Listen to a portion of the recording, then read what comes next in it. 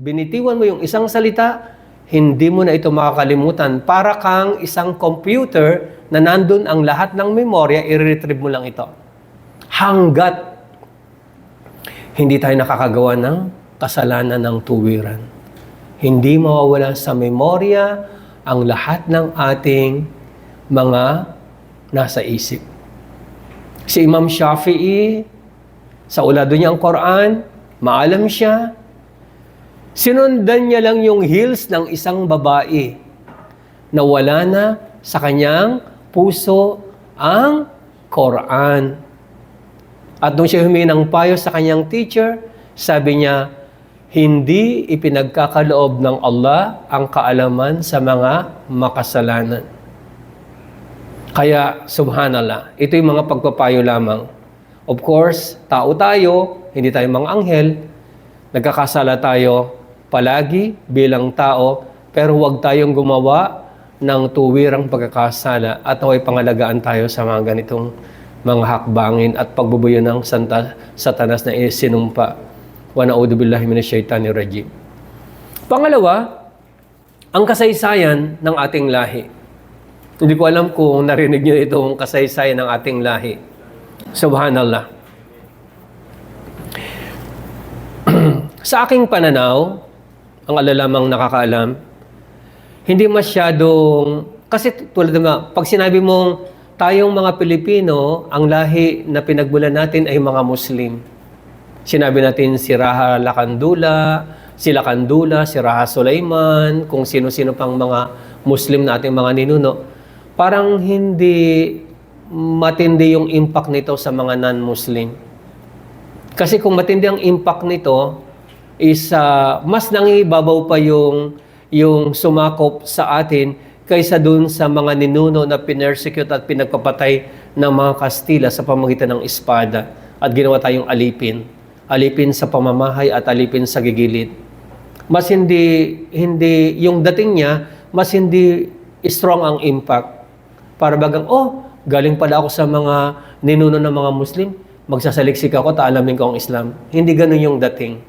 Parang sa kanila is mababaw lang. Yung ganoon. Kaya ang ginawa ko, nag-isip ako ng isang bagay na kung saan, paano ko to i-share ang Islam sa mga non-Muslim.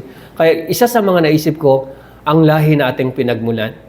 Kasi tignan nyo nung wala pang tao sa iba't ibang sulok ng sangdaigdigan, lalong-lalo na sa Pilipinas, ang pinagmulan pala ng ating mga ninuno ay gitnang silangan.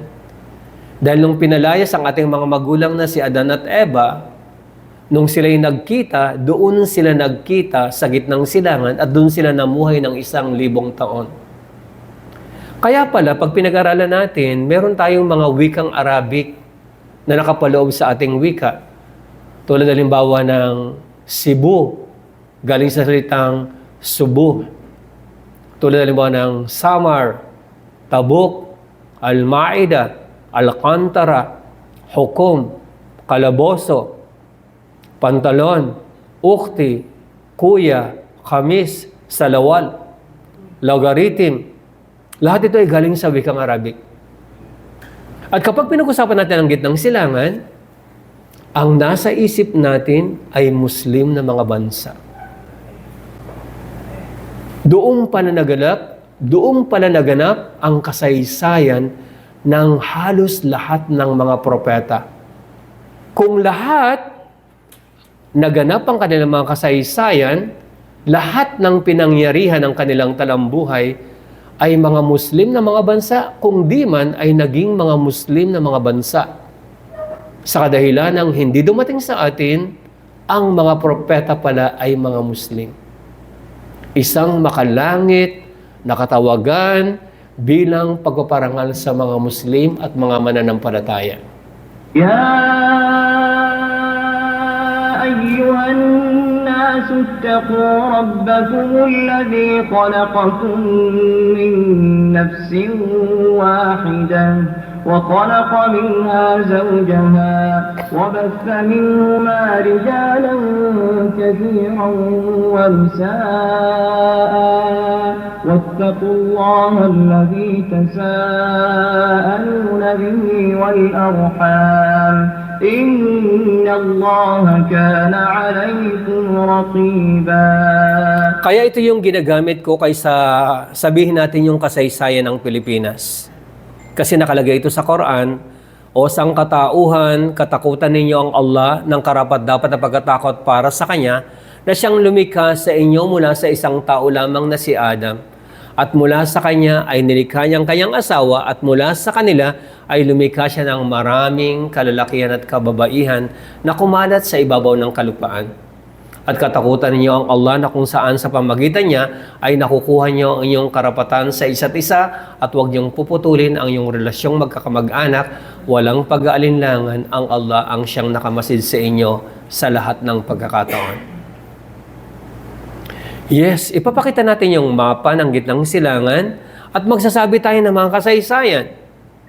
Naganap ang unang kasaysayan ng sangkatauhan sa Umulkura, tinawag na Inang Bayan, Makkah, Bakka, Haram, Baitul Atiq. Anong ibig sabihin ng Inang Bayan, Umulkura? Ito ay nangangahulugan ng Inang Bayan sapagkat ito ang kauna-unahang bayan sa ibabaw ng kalupaan bago nagkaroon ng iba't ibang bayan sa iba't ibang sulok ng isang daigdigan. Dito naganap sa Kingdom of Saudi Arabia ang kasaysayan ni Adan at Eva, ni Abel, ni Cain, at ng lahat ng kanilang lahi, Propeta Seth, Propeta Enos for 1,000 years. Silang lahat ay nasa tamang pananampalataya. Hindi sila lumabas sa tauhid. Subalit sila ay nagkakasala at nagkakamali. Saka lang ipinadala ang sugo pagkatapos ng ang tao ay lumabas sa tamang pananampalataya. Nung umusad ang sibilisasyon pagkatapos ng 1,000 taon, nandyan ang sambayanan ni Propeta Nuh, na kung saan siya ay nangaral ng 950 years. At ang mga walang pananampalataya ay pinarusahan sa pamagitan ng dilubyo. Pagkatapos noon, si Propeta Abraham na ang kanilang kasaysayan ay naganap sa Babylonia, na ito ay bahagi ng Iraq at Iran. Pagkatapos si Abraham ay ng ibang bayan sa Siyam, tinatawag na Hebron, at ang Siyam noong unang panahon ay binubuo ngayon ng 5 bansa: Syria, Lebanon, Jordan, Jerusalem, at ang tinatawag na Palestine. Doon naganap ang kasaysayan ni Propeta Abraham, Haring Solomon, Haring David, Elias, Elisha, Joshua, Zakaria, Juan Bautista, Jesus, Berheng Maria, Elizabeth, Muslim na mga bansa. At ang angka ng Israelitas, na kung saan ng ibang bayan sila sa Ehipto, na ito'y African continent. At doon namuhay ang mga angka ng Israelitas hanggang sa umabot sa kapanahunan ni Moses, dahil, subhanallah, of course, naging mga alipin sila at ipinadala si Musa upang alisin sila sa pagkaalipin, at sila ay nakatawid sa ibayong karagatan sa pamagitan ng pagkakabiyak ng 12 karagatan batay sa 12 tribes of Israel. So, iniisip ko, wala bang kinalaman ng mga Muslim sa kasaysayan ng mga propeta? O hindi dumating sa atin na ang mga propeta pala ay mga Muslim? So, ganun natin kinakausap ang puso't mentalidad ng mga non-Muslim. Mashallah, tabarakallah. إن أول بيت وضع للناس للذي ببكة مباركا وهدى للعالمين. Dahil sa ang Makkah ay doon namuhay ang lahi ni Adam at Hawa, na kung kaya doon itinatag ang tinatawag na kauna-unahang tahanan ng Allah. Tahanan ng pagsamba sa Allah. Walang pag-alinlangan, ang kauna-unahang tahanan ng pagsamba sa Allah na itinalaga para sa lahat ng sangkatauhan, hindi lamang para sa mga Muslim, ay yaong nasa Bakka. isa sa pangalan ng Makkah. Ito'y punong-puno ng biyaya at gabay para sa mga yaong, gabay para sa lahat ng sangkatauhan.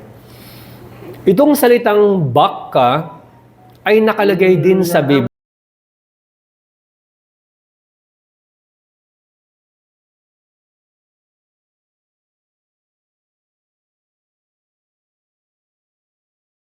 Kuwan lamang ito sa King James Version ng tinatawag nilang The Holy Bible. Yung mga ibang Biblia, inalis na yung salitang baka, ang ipinalit nila is lambak, bali, pero pinatutunayan na merong lugar na tinatawag na Baka. Who passing through the valley of Baka make it a well. Alam naman natin na sa Baka, sa tabi ng Kaaba, ay merong tinatawag na Zamzam. At alam naman natin kung ano yung kasaysayan doon. Kaya pinatutunayan din ito ng mga lumang kasulatan na kanilang pinanghahawakan. Hinggil kay Jesus. Yes.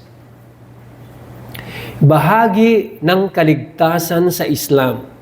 Kasi akala ng mga non-Muslim, kapag nag-Muslim ka, naging taksil ka kay Jesus, hindi mo na siya pinaniwalaan.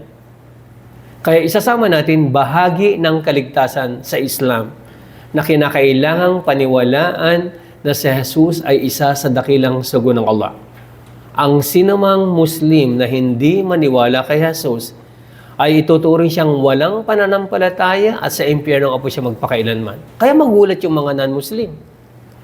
So ito yung pinakasoma total ng aking paliwanag. Batay sa hadith ng Propeta Muhammad sallallahu alaihi wasallam. Ipaliliwanag mo lang ang hadith na ito. Batay sa mentalidad ng non-Muslim. Kaya nung pinag-aralan namin ang Quran, ang mga hadith, pinag-aralan namin ang mentalidad ng non-Muslim, pinag-aralan namin yung talambuhay ng mga propeta, kinumpile namin at iniayon namin ang paliwanag batay sa mentalidad ng mga non-Muslim. Kaya ito yung ibig sabihin, pinakabuod nung aming ipinapaliwanag. Okay? Ang sinumang tumistigo na walang Diyos na karapat-dapat sambahin maliban sa Allah. Wala siyang katambal, na si Muhammad ay kanyang alipin at sugo, na si Jesus ay sugo ng Allah, na kanyang alipin, kanyang sugo at salita. Ibig sabihin na ipinagkaloob kay Birheng Maria at Espiritu mula sa Allah. Sinasabi ko yung Ruhullah. Kasi yun ang nakalagay sa Quran. Ang kaso nga lang, akala nila yung Espiritu ng Allah, yun yung Diyos. Hindi nila alam, hindi Diyos yung Espiritu ng Allah. Ito isa sa mga natatanging nilikha ng Allah na iniihip niya ito, inihihinga niya ito sa sino man na kanyang nais nang walang tagapamagitan, magkakaroon kaagad ng buhay. Na tulad ni Adan, nung inihinga ang Espiritu mismo ng Allah kay Adam, ay nagkaroon siya ng buhay. Nung iniihip ito sa bukas na dibdib na kasuotan ni Birheng Maria, at ang pag-ihip ay umabot sa sinapupunan na kung kaya si Birheng Maria ay nagdalang tao.